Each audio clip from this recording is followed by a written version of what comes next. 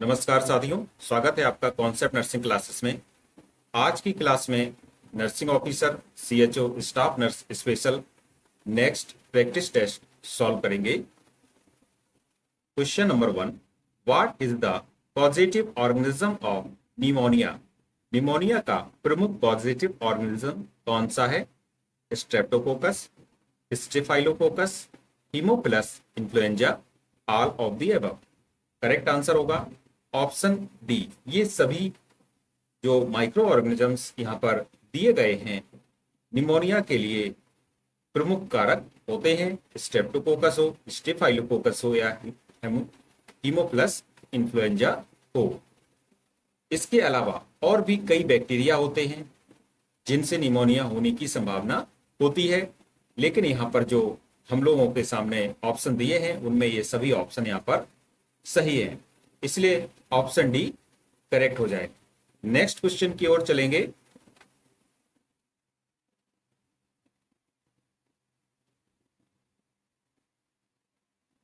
Which protective items are needed by a nurse while providing colostomy care to patient to prevent nosocomial infection?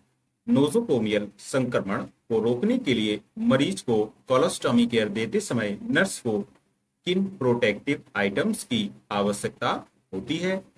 Gloves and goggles, gloves and gown, gloves, gown and shoe protectors, gloves, gown and goggles. Correct answer is option D, gloves, gown and goggles.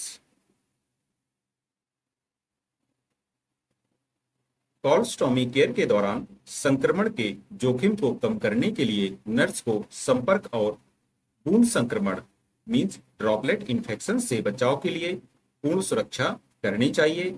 इसमें gloves रोगी के संपर्क से हाथों को बचाते हैं, gown शरीर और कपड़ों को संदूषित पदार्थों से बचाता है, गॉगल्स आंखों को संक्रमित तरल पदार्थों से बचाने के लिए जरूरी है, शू प्रोटेक्टर आमतौर पर कोलोस्टोमी केयर में आवश्यक नहीं होता है। नेक्स्ट क्वेश्चन,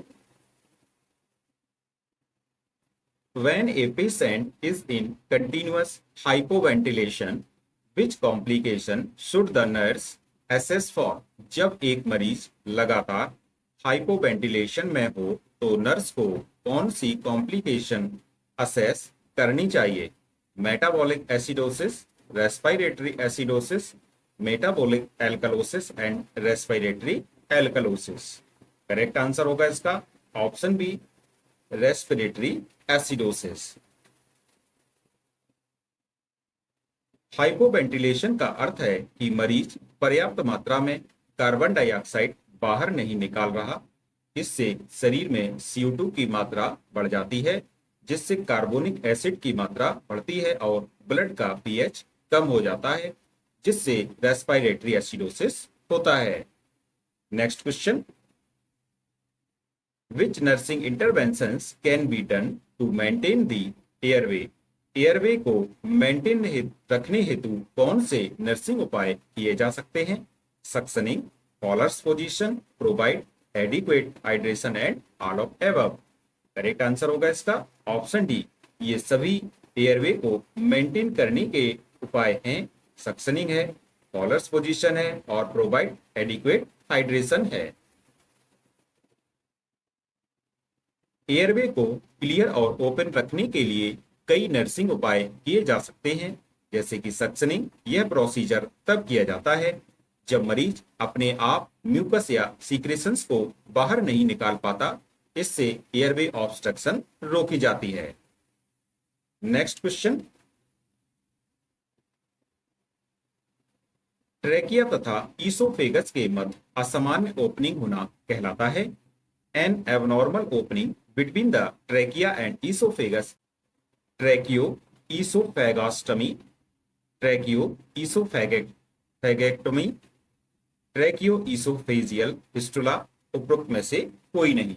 उसका जो करेक्ट आंसर हो जाएगा, सही आंसर होगा tracheo oesophageal fistula, option C इसका सही है। ट्रैकियो ईसोफेजियल फिस्टुला एक कॉन्जेनाइटल या कभी कभी एक्वायर्ड कंडीशन होती है जिसमें ट्रेकिया और ईसोफेगस के बीच एक असामान्य मार्ग बन जाता है। इस स्थिति में भोजन या तरल पदार्थ सांस की नली वाइंड पाइप में जा सकता है, जिससे एस्पिरेशन, सांस लेने में कठिनाई और रिकरेंट निमोनिया हो सकता है। नेक्स्ट क्वेश्चन की ओर चलेंगे। एपिस्टैक्सिस का अर्थ क्या है? What is the meaning of epistaxis? Bleeding from gums, bleeding from nose, bleeding from vagina and bleeding from ear. Correct answer is option B, नाक से खून बहना ब्लीडिंग फ्रॉम नोज एपिस्टैक्सिस कहलाता है। एपिस्टैक्सिस का मतलब होता है नाक से खून बहना, जिसे नॉर्मली नोज ब्लीडिंग कहा जाता है। यह कई कारणों से हो सकता है, जैसे नाक में चोट लगना, अत्यधिक सूखी हवा या गर्मी, हाइपरटेंशन, नाक की बार बार सफाई करना, खराश होना, रक्त के थक्के न बनने की स्थिति, bleeding disorder. Next question. Pharyngitis का सबसे सामान्य कारण, मोस्ट कॉमन कॉज क्या है? Pneumonia, pneumococci, beta haemolytic streptococci, albicans and leprosy.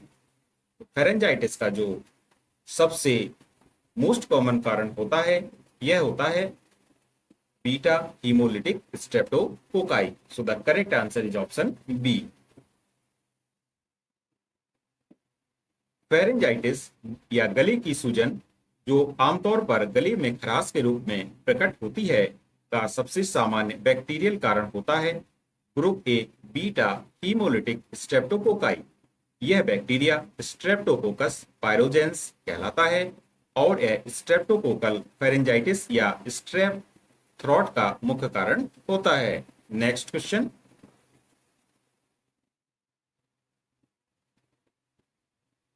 Which of the following is not a sign of pharyngitis? निम्न में से फेरेंजाइटिस का साइन नहीं है। डिस्फेजिया, सोर throat, increased WBC, decreased WBC।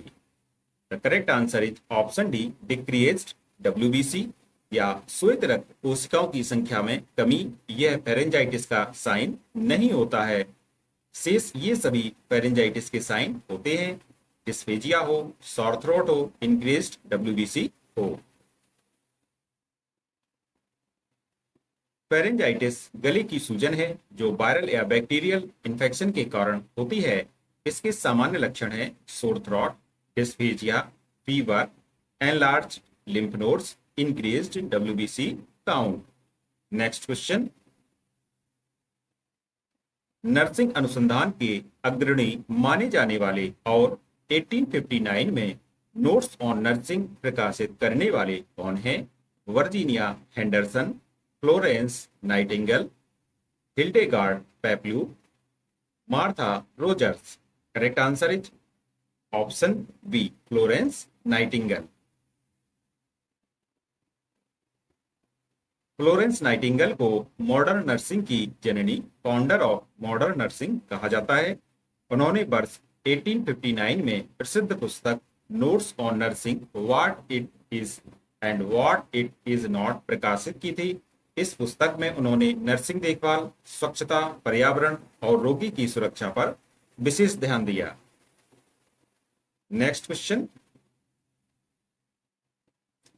Which of the following is the most comprehensive definition of health? निम्नलिखित में से स्वास्थ्य की सबसे व्यापक परिभाषा कौन सी है? स्वास्थ्य एक समग्र स्थिति है जिसमें शारीरिक, मानसिक और सामाजिक कल्याण शामिल होते हैं। स्वास्थ्य बीमारी या दिव्यांगता की अनुपस्थिति है।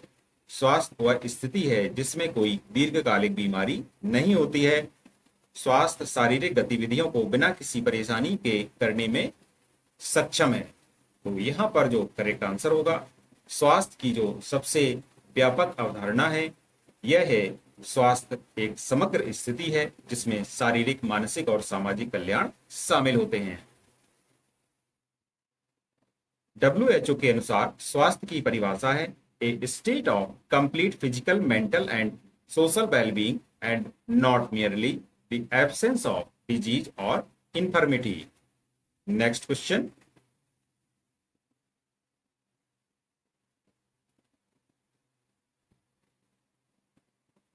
निम्नलिखित में से किस रोग में हाइपरकैलेमिया विकसित होने का अधिक जोखिम होता है?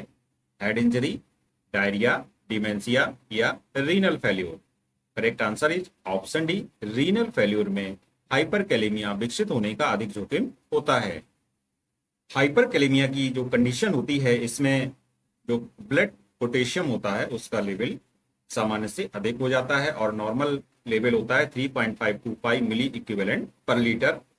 रीनल फेल्योर की कंडीशन में क्या होता है कि किडनी पोटेशियम को सही तरीके से ना तो फिल्टर कर पाती है और ना ही एक्सक्रीट कर पाती है, जिससे पोटेशियम ब्लड में स्टोर होता रहता है, बॉडी में स्टोर होता रहता है और जिसको हम हाइपरकैलेमिया की कंडीशन बोलते हैं। तो इस प्रकार से हाइपरकैलेमिया की कंडीशन कहीं ना कहीं ये रीनल फेल्योर से संबंधित है, इसलिए यहाँ पर डी ऑप्शन करेक्ट है।